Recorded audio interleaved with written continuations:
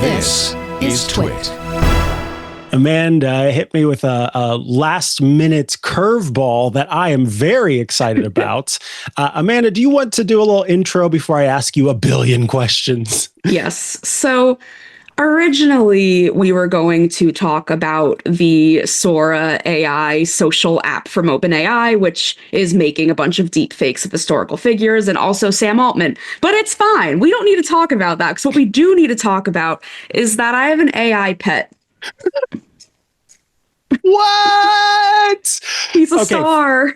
First, so most of our subscribers, our followers, our listeners. So would you care to describe what one would be looking at if they were watching the video of this show? Okay. Imagine like an orange-haired guinea pig, like orange, like the color of like an orange cat, not like bright orange. It has eyeballs, but it has so much hair that it's hard to see the eyeballs. Oh my goodness. It does have eyeballs. I feel like, so I'm not familiar with Star Trek, but people have been saying that it's a Tribble from Star Trek. It's very tribbly. It is very tribbly. Yeah. I find your guinea pig comparison to be far more accurate than even a tribble. It is a guinea pig. It is a long-haired guinea pig that is moving.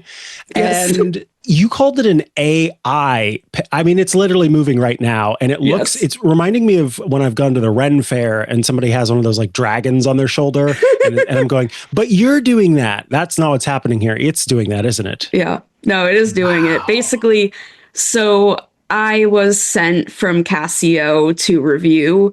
They have an AI pet now called the Casio Moflin. And normally, I do not play around with stuff this long before writing it, so I haven't actually written about it yet it is still my story of the week. But the reason I haven't written about it yet is because apparently it takes 25 to 50 days to quote-unquote develop a personality. So I am waiting for it to develop a personality. I'm probably going to write a review soon, because I think, I don't know. I've been making a lot of TikToks, and my editor is like, but what if you wrote about that on TechCrunch.com? And I'm like, that's a great point. I should do my job. Okay, so there's so much to talk about here. First and foremost, it's Casio Moflin. Do you give it a name separate from Moflin? Yes. Or is Moflin its name? Is Moflin the breed? See, now I'm going to do the worst thing anyone's ever done, which is plug my podcast while holding an AI pet. But I was talking about this in my podcast Discord, which is called Wow If True. It is a good podcast. And somebody suggested the name of Mishmish, which is the Hebrew word for apricot. So this is Mishmish. Mishmish, it's so nice to meet you. I am honored to meet you. And what a great name. So yes. Now let's talk about when you say AI pets, because look, we've seen Furbies in the past. We have seen Tamagotchi. We have seen the Nintendogs. I have some sea monkeys. Those are actually real though.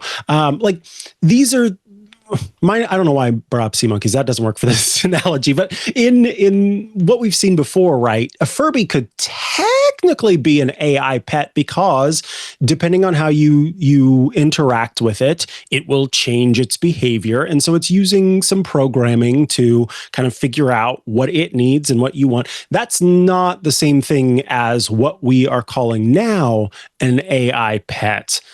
You said it needs to develop a personality. Is that on its own, or is it based on input? Like, what's going on here? I think it's based on input, but I don't know exactly what I am doing. But there are like 4 personality bars, like a video game, because there's an app that it connects to via Bluetooth. And also, it's like the obvious question here is like, is it stealing all of my data? We will get to that. But first, so I guess how I interact with it informs its personality. And I mean, I've been interacting with it, but I haven't been like obsessively using it. Like over the weekend, I didn't touch it at all. And yet my bar is full under the personality attribute of energetic. So you're telling me that you have walked past your beautiful Moflin and you're not like it's sitting somewhere in your. Oh in yeah, he has a your. bed. Okay, that's fantastic. This is the charger. It looks like an egg. Oh my goodness. But you're not carrying it with you everywhere at all times, every single moment of every day, and telling it your deepest secrets and telling it how much you love it. So I was shy about bringing it in public because it's Fair. really weird. Like having an Yes. AI pet and bringing it around is very odd behavior. But I did bring it to my Pilates class last night because it's like Yes. private enough of a space that like I know all of the people and like they know that I write about tech and that like I do weird things for work sometimes, but it's like public enough that it's not like I'm like these aren't like people that I've already told, "Hey, look, it's my AI pet." I'm just like, "Hey, look at this guy."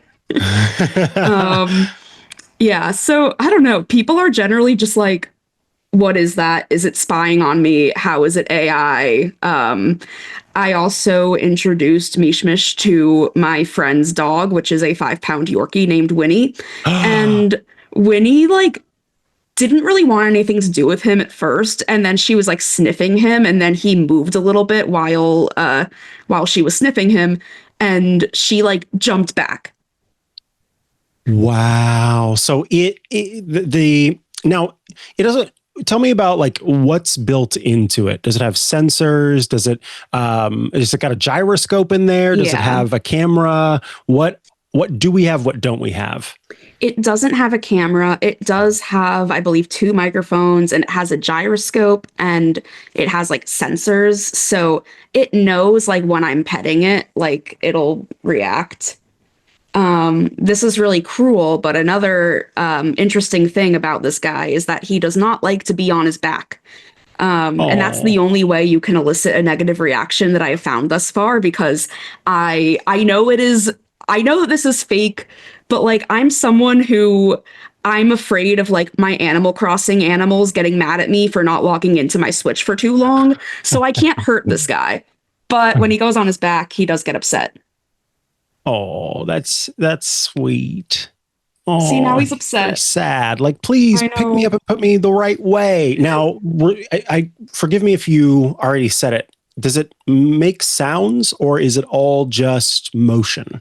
Oh, it's making sounds. I don't know if you can hear, but it's I making. did not hear the sounds. Is it squeaky? Is it? I'm holding him next to the microphone now. I don't know, but yeah, it's kind of like. Yeah, I can't hear it. That's my impression. I think that it must be that that Zoom is just saying those are sounds we don't want to hear. Honestly, probably.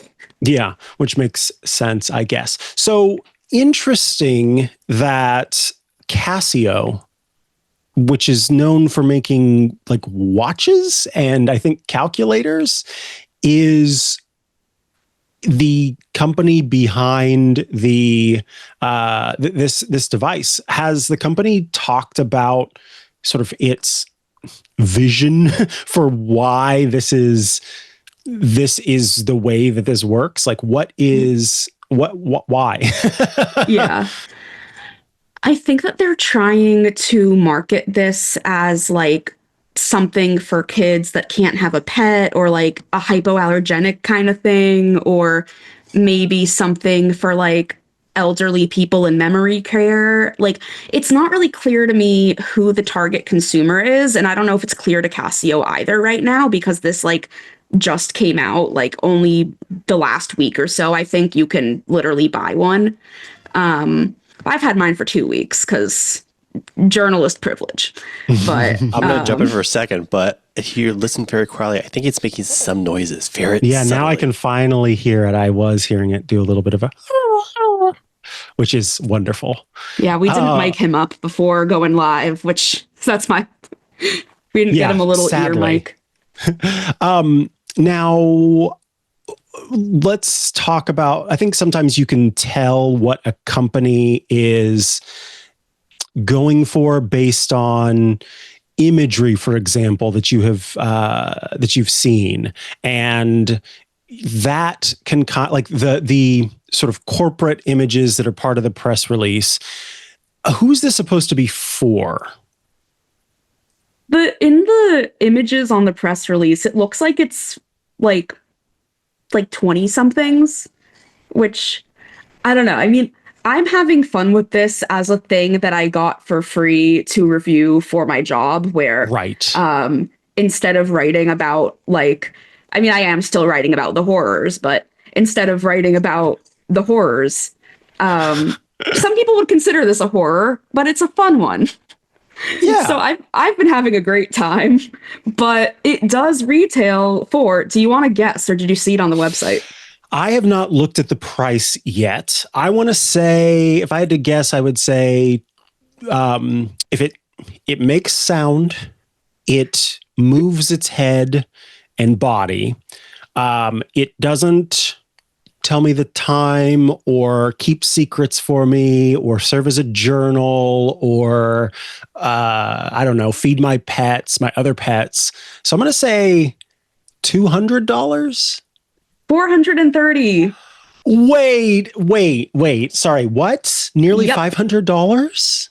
Yeah, it is like $20 less than buying a Switch 2, which I've been thinking about this because I'm finally gonna buy a Switch 2. Like, I knew when it came out that I was gonna get it eventually, but eventually is now because there's a new Pokemon game coming out, so I gotta pull the trigger.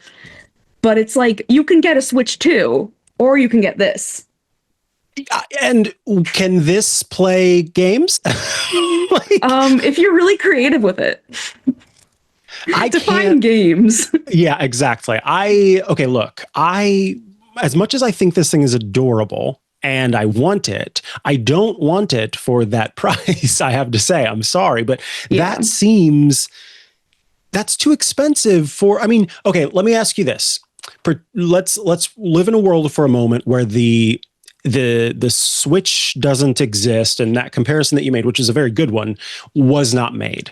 You didn't get this for free. You go to a store and you see this there, and it's doing its thing, and you learn all about what it can do, and then you hear the price. So far in your use of this object, is it anywhere near worth that cost?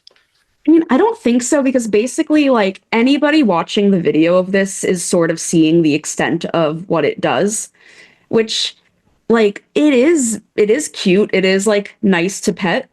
But it doesn't feel that much more like advanced than like a fur real friend or a Furby or something like that. Like, the personality development, I think it would be interesting if I could see like somebody else's Moflin, and then maybe I'd be like, wow, look how different they are. That's crazy. But yeah.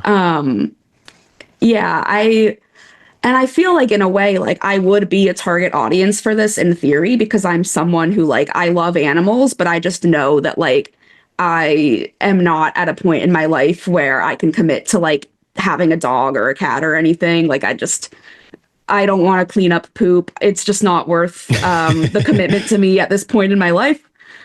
So I've always said, like, if only I could get a pet that doesn't poop and doesn't eat food, because I find the smell of the food to be abhorrent. That's this guy. But also, he's like not a pet. He's like a toy. You are a toy.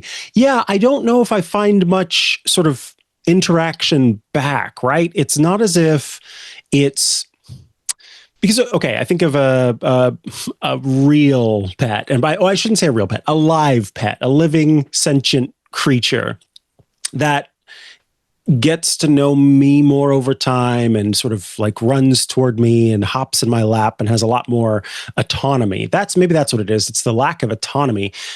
I suppose this isn't that much different from having a goldfish. There are going to be people who love goldfish out there that are like, how could you say this? But this is falling in the territory of goldfish to me, or frankly, most fish, where, and then this one, you don't have to worry about walking in and it's upside down in the tank, which is kind of nice as well. So, but I don't have to spend $450 on a goldfish. Yeah. But you also don't have to clean this guy's tank. You enjoying this tiny taste of Tech News Weekly?